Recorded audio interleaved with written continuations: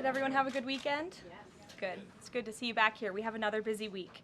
On a scheduling note, tomorrow, President Trump will travel to the great state of Florida to attend the opening of a new illegal alien detention center located at Dade Collier Training and Transition Airport alongside Secretary Kristi Noem, Governor Ron DeSantis, Congressman Byron Donalds, and other state and local leaders. We hope to see many of you there. The facility is in the heart of the Everglades and will be informally known as Alligator Alcatraz. There is only one road leading in, and the only way out is a one-way flight. It is isolated and surrounded by dangerous wildlife and unforgiving terrain. The facility will have up to 5,000 beds to house, process, and deport criminal illegal aliens. This is an efficient and low-cost way to help carry out the largest mass deportation campaign in American history. We are truly coming off a historic week of President Trump racking up win after win on behalf of the American people.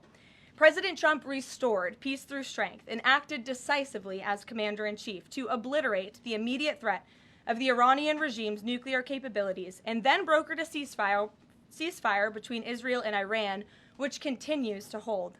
Then, the president traveled to the Netherlands and achieved a monumental win for the United States and the NATO alliance by getting our allies to dedicate 5% of their GDPs to military spending.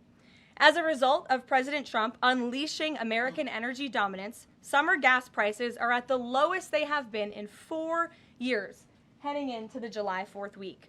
And with the incoming Trump economic boom, the stock market continues to roar back, with the S&P 500 and the NASDAQ both hitting record highs. And on this point of an economic boom, I bring to you original correspondence from the President of the United States to our Fed Chair, Jerome Powell. As the President has consistently stated, the American economy is booming. And there were so many economic analysts who said that this president's policies would drive our economy down, when in fact we have seen the opposite. We've seen a massive deregulation campaign take place. We've seen inflation completely diminished from where it was under the reckless spending and the bad policies of the previous incompetent administration. I would remind the Fed chair, and I would remind the entire world, that this is a president who was a businessman first, and he knows what he is doing. He has a proven economic formula that worked in his first term as president, and it is working again. The one problem that remains is high interest rates for the American people. The American people want to borrow money cheaply, and they should be able to do that. But unfortunately, we have interest rates that are still too high. So the president sent this note to the Fed chair today. And if you look at this chart, this is a chart of all of the interest rates of many countries throughout the world. At the top is Switzerland. They're only paying a quarter for interest rates. Cambodia, Japan, Denmark, Thailand, Botswana, Barbados, Taiwan, Bulgaria, Cuba, Sweden, Morocco, Cabo Verde, South Korea, Algeria, Canada, Albania, Libya, Malaysia, China, New Zealand, Trinidad and Tobago, Czechia, Bolivia, Australia, Costa Rica, the Bahamas, Kuwait, Papua New Guinea, Bosnia, United Kingdom, and the UAE are all paying lower interest rates than the United States of America, which has one of the hottest and strongest economies in the world. The president sent this note to the Fed chair. It says, "Jerome, you are as usual too late. You have cost the USA a fortune and continue to do so. You should lower the rate by a lot. Hundreds of billions of dollars are being lost, and there is no inflation." And the president is right. There is historically low inflation thanks to his policies.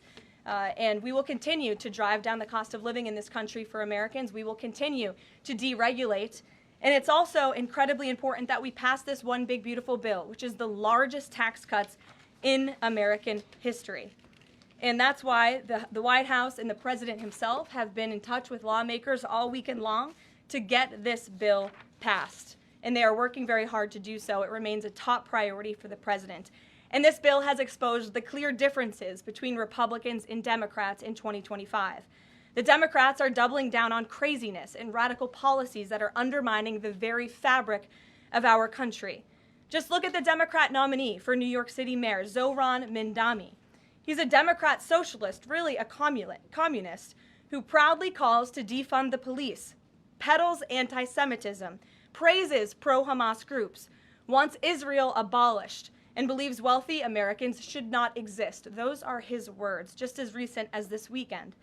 Meanwhile, under President Trump's leadership, Republicans are fighting tirelessly for everyday middle-class working Americans who re-elected this president.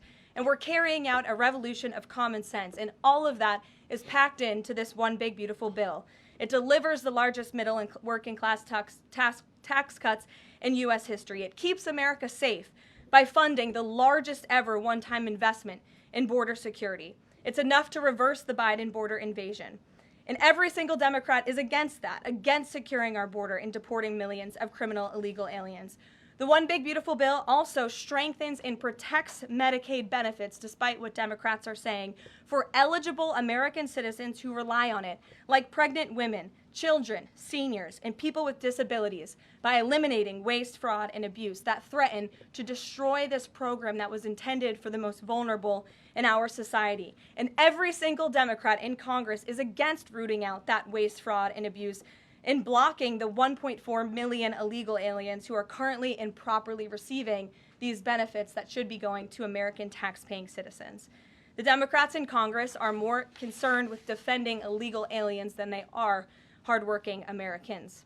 And the Big Beautiful Bill also revitalizes our military and enhances our defense capabilities, protects our country from emerging new threats by funding a cutting-edge missile defense system called the Golden Dome. And as we all know, the One Big Beautiful Bill makes the Trump tax cuts permanent. The White House and the president are adamant that this bill is passed and that this bill makes its way to his desk. Republicans need to stay tough and unified during the home stretch, and we are counting on them to get the job done. So with that, we will take up questions. John Fredericks is in our new media seat today. John, thanks for being here. We'll kick it to you. Thank you, Karoline. Let's get to the One Big Beautiful Bill first. It appears now you're going to get at least 50 votes in the Senate. There'll be some amendments. What is the president's confidence level in getting 218 votes in the House by the end of this week in order for him to sign it on Friday? Well, look, we are very well aware, the president is very well aware, that this bill needs to not only pass out of the Senate, but it needs to go back to the House, and we need the full weight of the Republican conference to get behind this bill, and we expect them to, and we are confident that they will.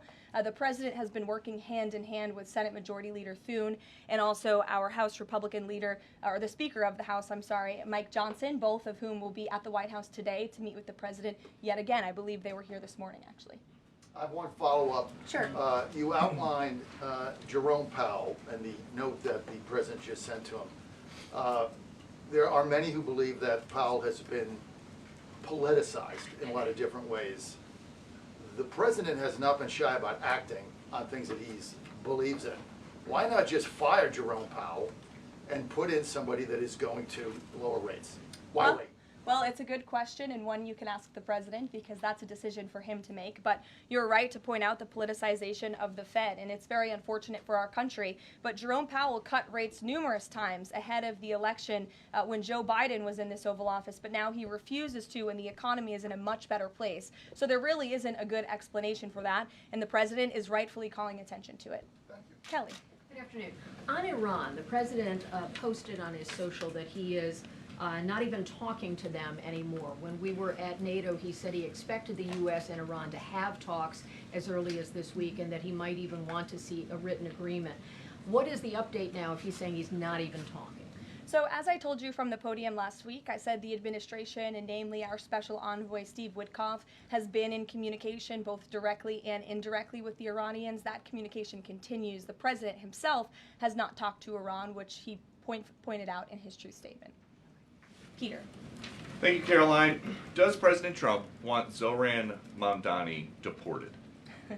I haven't heard him say that. I haven't heard him call for that. But certainly he does not want this individual to be elected. I was just speaking to him about it and his radical policies that will completely crush New York City, which is obviously a city that the president holds near and dear to his heart. There's this Congressman, Andy Ogles. He wants the Attorney General Bondi to explore denaturalization proceedings because he thinks Mamdani could have misrepresented or concealed material support for terrorism based on rap lyrics he wrote in 2017. Does President Trump think this is a worthwhile use of the Attorney General's time?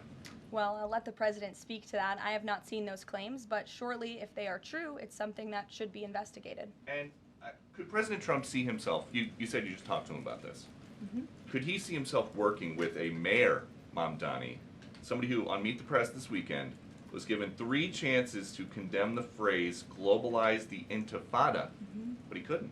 Yeah, look, the president is always willing to work with everyone. He's working with Democrats across the country, Democrat governors, and he said he'll work with people on the far left. He works with Republicans. He works with people in the middle. He wants to do what's right for America, but surely someone who holds these values and is quite literally a communist and condemns every value that makes this country great. Common sense, law and order, low taxes, working hard, and earning your keep in this country. He's against all of that, and I think the president would find it difficult to work with someone like that. If he is elected, I'm sure you'll hear more from the president on that, but we'll have to see. Hopefully the voters of New York City choose wisely. Sure. Thanks, Caroline. The president on Friday said that he was hopeful of a Gaza deal within the next week.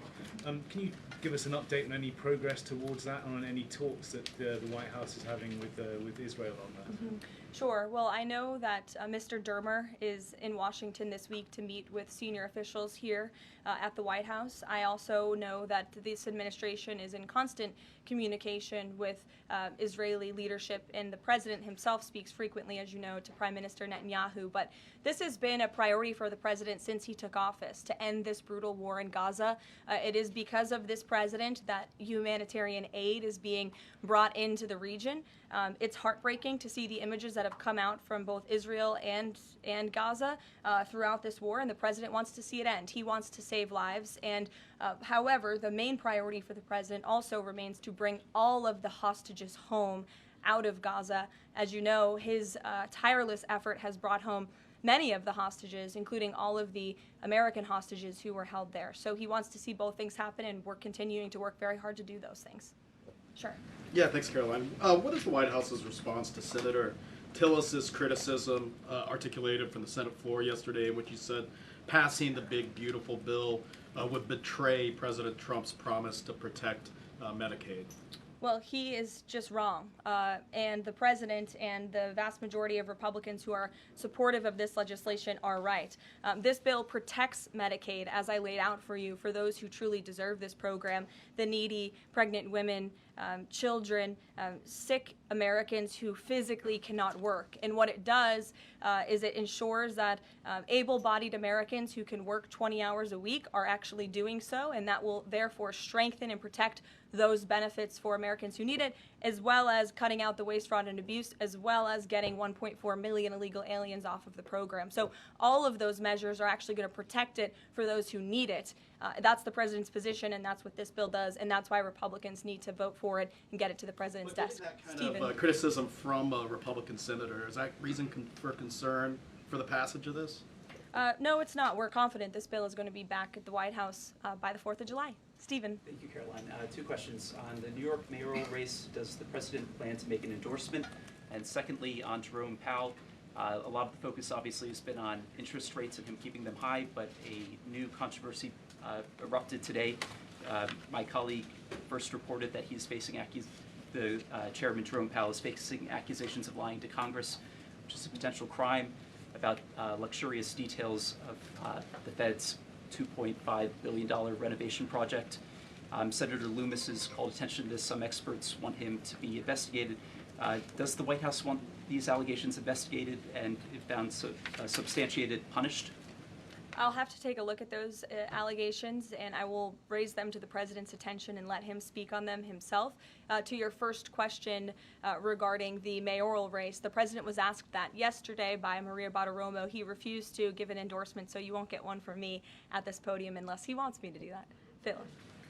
Philip, go ahead. Oh, Sure. And then I can go to you. cool. Thanks. Thank you. The president said that he's working on a temporary pause for immigration enforcement in certain industries. I'm wondering what you can tell us about how he's determining which industries are deserving of a pass. He mentioned farmers, but what about, say, construction workers? I mean, shouldn't there just be one standard here?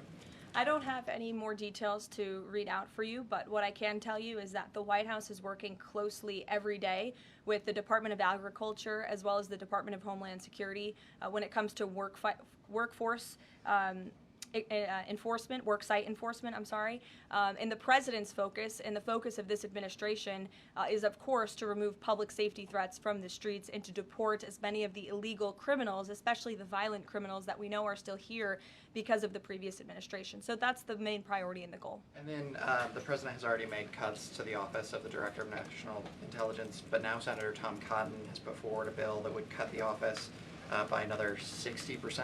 What's the president's reaction to that legislation, and is this something that he would support, those additional cuts? I don't know if the president's even aware of that legislation, but I will get you a response if he is aware and if he wants to respond to it. Go ahead.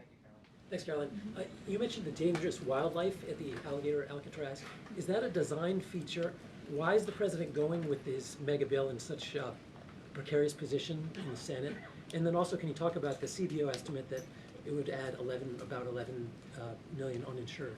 Well, look, when you have illegal murderers and rapists and heinous criminals in a detention facility surrounded by alligators, yes, I do think that's a deterrent for them to try to escape. We do know that some of these illegal criminals have escaped from other detention facilities, like one in New Jersey, which I know was recently reported on. So, of course, we want to keep the American people safe, and we want to remove these public safety threats from our streets, and we want to effectively detain them as best as we can. As for why the president is going, I think his trip to this detention facility actually underscores the need to pass the One Big Beautiful Bill, because we need more detention facilities across the country. The last administration let in nearly 20 million illegal people from all over the world, and this administration is focused on arresting and detaining them. But in comparison to that 20 million illegal criminal population in our country, we only have 7,000 ICE agents in the interior who are doing this very important work. And so we obviously need more personnel, we need more resources, and that's why we need to pass the One Big Beautiful Bill. On the CBOs. Go ahead. Yes, in the pink. Oh, thank you. Thank you. You're welcome. Can you please share some details of China trade deal? Has the U.S. agreed to ease some export, technology export restrictions? Sure. Well, the final language that was agreed upon in both Geneva and in London was signed just past week. We can get you that final text of the agreement. Go ahead. Thank you, Caroline. Eamon, and then behind you. Okay, thanks, Caroline. So on Jay Powell, has the president got a short list of who he wants to see as Jay Powell's successor, and is he going to name a successor as early as this summer? I won't get ahead of the president on any announcements on that. Does he like Scott Besson for the job? Again, I won't get ahead of the president. And on TikTok, if you could, real quick, he said Sure. yesterday he's got a buyer, but the question there is, does he have a seller? And do you have any indication from the Chinese government that they've authorized a sale of TikTok to the U.S. or to U.S. buyers? What I can tell you is that these discussions with China regarding the sale of TikTok have been ongoing at the highest level, and they will continue. As you know, we have another 90-day extension, and it's just to continue to work out this deal and make sure that TikTok stays on for the American people. That's the president's main goal in this, while protecting their privacy and their security. Behind you. Go ahead. Thank you, Caroline. The president has been calling for a deal in Gaza for 2 days and many posts. Who is blocking the deal? And one other thing, when he posted on Netanyahu's trial, also he said it interferes with the negotiations on Iran and on Gaza. What did he mean by that? I'm sorry, to your second question? The second question, when he posted about the Israeli Prime Minister trial, Yes. he said it interferes with the negotiations on Gaza and on Iran. What did he mean by that? It interferes because it physically and logistically was interfering. The prime minister was slated to go to court last week when he's in the middle of negotiating a peace deal and bringing hostages out of a war-torn region. And so the president was simply, I think, emphasizing his empathy that he has for Bibi Netanyahu and seeing him go what he's going through with his own judicial system in the state of Israel. Clearly, the president knows that very well. He, too, was a victim of a judicial system that was trying to put him in jail, as you all know. You all covered it. But President Trump prevailed. That's why he's back in the Oval Office, and he believes that Bibi Netanyahu is a great leader for the people of Israel. The president just worked with him closely to end that 12-day war and to obliterate Iran's nuclear facility, to take out that imminent threat, not just to the state of Israel, but also to the United States of America and the rest of the world. And he believes that Prime Minister Netanyahu should be praised for that. Go ahead. Thanks, Caroline. On the mega bill and the amendment that would limit Medicaid expansion under the Affordable Care Act, does the president want that amendment to pass? The president wants this bill to pass. Meredith. Hey, thanks, Caroline. On trade, we have this looming July 9th deadline coming up. We heard the Treasury Secretary say that he expects to wrap up these trade deals by Labor Day, but when President Trump was asked yesterday about any extensions by July 9th, he said, I think that would be necessary. So is the president ruling out any extensions on trade for any nations, even if they're negotiating in good faith? Well, you heard from him directly. He said he did not think that it would be necessary. He is going to set the rates for many of these countries if they don't come to the table to negotiate in good faith. And he is meeting with his trade team this week to do that. Mary.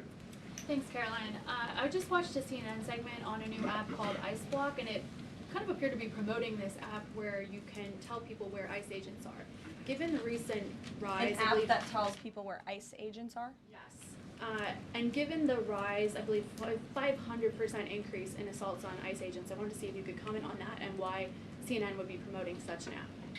Well, it's a very good question. I'll have to go back and watch the clip myself, but surely it sounds like this would be an incitement of further violence against our ICE officers. As you know, as you stated, there's been a 500% increase in violence against ICE agents, law enforcement officers across the country who are just simply trying to do their jobs and remove public safety threats from our communities. And that's something we as Americans, including journalists at CNN who live in many of these cities where illegal aliens are hiding and were let in from the previous administration, should be very grateful for. So we haven't seen the clip. We'll take a look at it, but certainly it's unacceptable that a major network would promote such an app that is encouraging violence against law enforcement officers who are trying to keep our country safe. Caroline, Shelby. I just wanted to get a clarification on the Senator Rick Scott's amendment. It sounds like the president is agnostic about whether it's attached. Is that accurate? Look, I'm not going to get into the details of the discussions that are ongoing right now, but the president wants these senators to come to a conclusion, to get this bill back to the White House as soon as possible and make sure that it's a piece of legislation that can make its way back through the House as well. So obviously there's some ping-ponging between both sides of Capitol Hill right now, but that's why Senator Thune and Speaker Johnson are working with the president in lockstep every step of the way. In the back, News Nation, go ahead. Thanks, Caroline. The president did and then announce. in front of you, Oh, yes. in front of. The Sure, president I'll take did. both of you. The president did announce last week that the trade deal with India is closed, and this could happen anytime soon. Are there any roadblocks as of now? Are there any updates on that? And how does the president see this about China's role or its influence in the Indo-Pacific region? Sure, yes. The president said that last week, and it remains true. I actually just spoke to our Secretary of Commerce about it. He was in the Oval Office with the president. They are finalizing these agreements, and you'll hear from the president and his team, his trade team, very soon when it comes to India. And on China? How do we counter China on that front?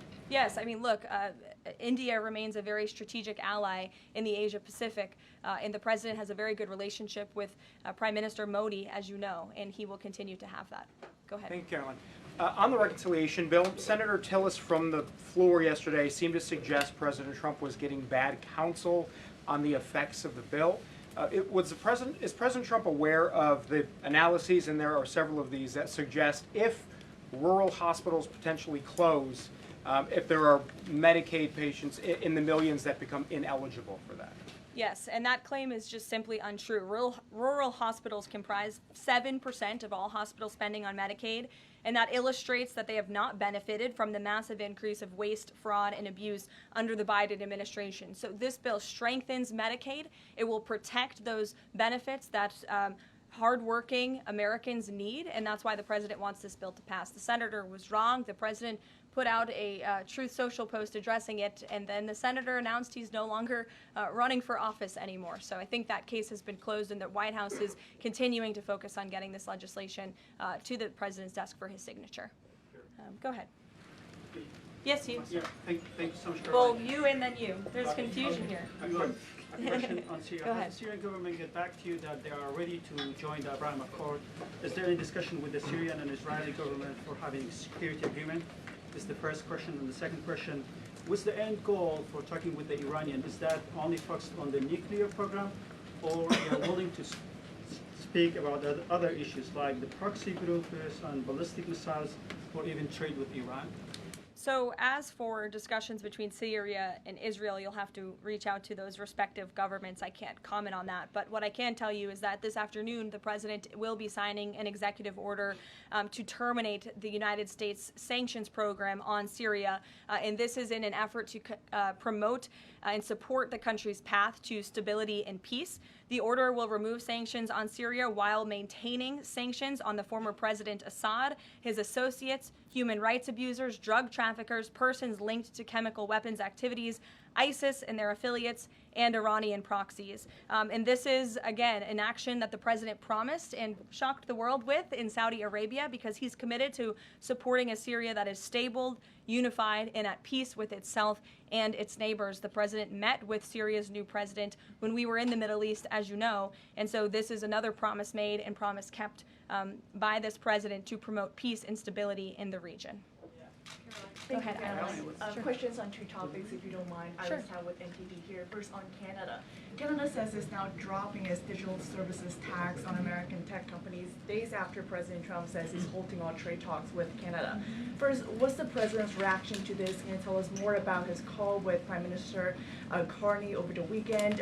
How did he get Carney to drop it? And also, what's the impact on American tech companies given this latest progress, as the president says he has been fighting for American tech companies? It's very simple.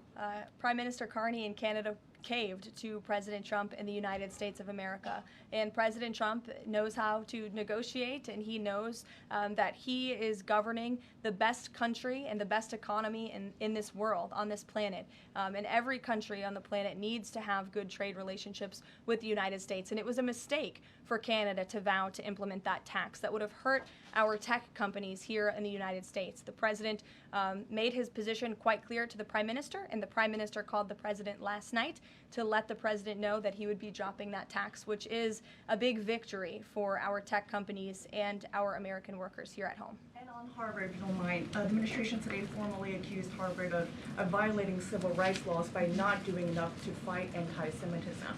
We know that the president has talked to us before about Harvard potentially having a deal with the administration in the coming days. Do you have an updated timeline for that? How's the negotiations going? And is more pressure needed for Harvard to take fighting anti-Semitism seriously?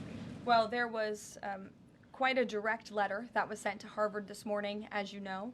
The negotiations are taking place behind closed doors, so I won't comment on that. But what I will share with all of you, for those who haven't seen it, is the context of this letter, because I think it's very important. And this comes from the Department of Health and Human Services, which concluded after a thorough investigation that Harvard University is in a violent violation of Title VI of the Civil Rights Act, which prohibits discrimination on the basis of race, color, and national origin. And if you read some of the content of the investigation and what they found, the majority of Jewish students reportedly experienced negative bias or discrimination on their campus, while a quarter of Jewish students at Harvard felt physically unsafe. Jewish and Israeli students were assaulted and spit on. They hid their kippahs for fear of being harassed and concealed their Jewish identity from classmates for fear of ostracization. Images were widely circulated amongst the Harvard community that trafficked in obvious anti-Semitic tropes, including one that showed a $sign inside of a Star of David, and the campus was vandalized with anti-Semitic stickers, including one that showed the Israeli flag with a swastika. The Harvard campus was racked by demonstrations, as you all know, violent protests that violated the university's rules of conduct. The demonstrations called for genocide and murder, denied Jewish and Israeli students access to campus spaces. These are all facts that Harvard cannot dispute, and that's why the administration has found them in violation of Title VI and has threatened to withhold their federal funding, because if you break federal law, you should not be receiving federal tax dollars. And so I rest my case on Harvard. Andrea. Yeah, so President Macron of France earlier today said that tariffs levied by powerful countries are often a form of blackmail, and criticized the sort of process that's underway. He didn't mention the United States specifically, but said that these tariffs are really hurting developing countries. So there's this big UN conference going on. What do you say to that? What is the president, was he aware of that comment, and did he have any response? I think the president and the White House would certainly reject that characterization by Prime Minister Macron. Tariffs are an effective use of presidential power to bring back the middle class, to bring back our manufacturing industry, which was the backbone of our American economy and has been hollowed out by globalist politicians who have caved to foreign countries instead of doing what's right for American workers. That's why the president is effectively utilizing his authority to wage tariffs and to utilize tariffs, and continues to be in discussions and negotiations on trade to do what's right for America. And Europe and the rest of the world might not be used to that, but President Trump is back in town, and he's going to do what's right for our people and our country. Can I just follow up on Netanyahu? So there's a report in Israeli media that the Prime Minister will actually be here, that Netanyahu will be here today meeting with the President. Can you confirm that? I don't believe Prime Minister Netanyahu is here today. I think you guys would know about that by now.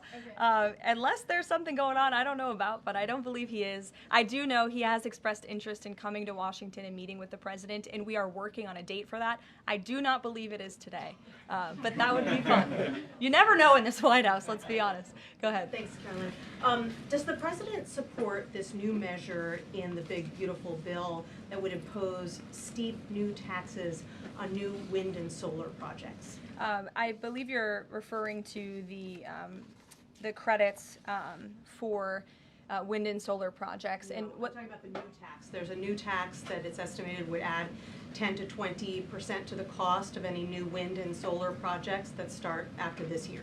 Again, I don't want to comment on the specifics of provisions, but I'm sure the President will speak on that directly. Again, this is an ongoing process. The President continues to be very much engaged with the leadership in both the Senate and the House to get this bill back to his desk. Did the President ask for that provision? Because the National Building Trades Union is saying that it's the equivalent of terminating more than 1,000 Keystone XL pipeline projects. Is that something that would concern him? Well, the President spoke on this yesterday in his interview, and he said he understands that legislators want to protect jobs in their communities and in their districts. And so he understands why some of them are against this provision, but he also understands why people want the provision. So again, this is an ongoing deliberation and discussion, and the President is engaged in this very much. Go ahead. Thanks, Caroline. We've been hearing from White House officials for weeks that you're close on trade deals with a number of countries. Can we get any update on which countries will have deals by the 9th and when there may be any announcements? I'll let the President and the trade team speak on it. Can you respond to the CBO estimate that the Senate bill would increase the deficit by nearly $3.3 trillion? This is one of the most fiscally conservative pieces of legislation that has ever made its way through Capitol Hill. There's $2 trillion in mandatory savings in this bill, and not only that, the projected growth that this bill will bring to our economy. It will be an economic boom. The Council of Economic Advisors has an analysis that shows that the bill will generate $4.1 trillion in economic growth, and it will cut taxes, putting more money back into the American people's pockets. That's why this President wants this bill to pass, and I know he's busy working the phones and doing what he needs to do today to make it happen. So we'll see you all later. Thank you. We'll see you in Florida tomorrow. Thank you.